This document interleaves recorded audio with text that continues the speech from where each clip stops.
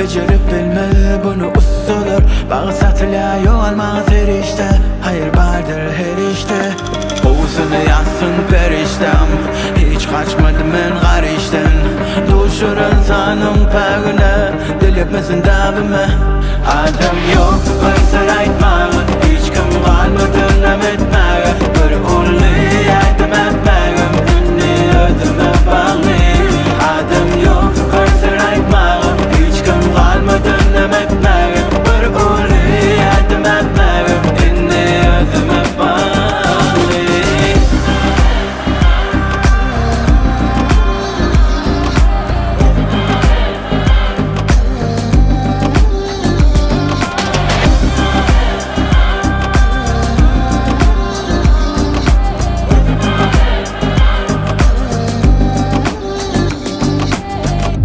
Dursun gözümde ben yadamadım ödümden.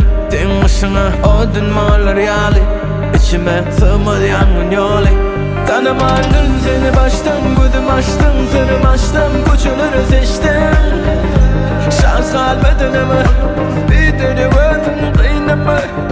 Dostuydım her görenimim dostumdu.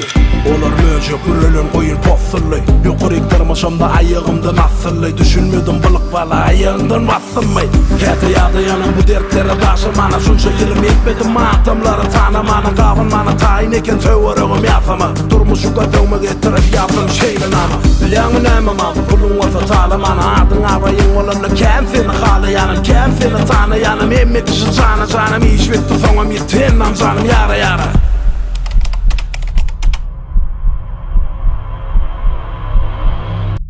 Adım yok, ırsır aytmağı, hiç kim kalmadı nem etmeğe. Bir ulu yardım etmeğim, ünlü ödüme bağlı.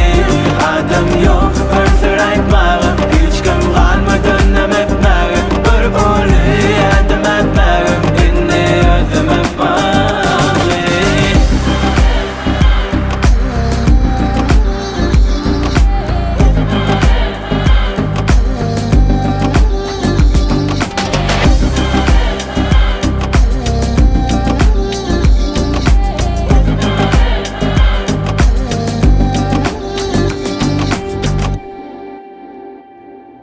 Senden başkası yalan eken kaka.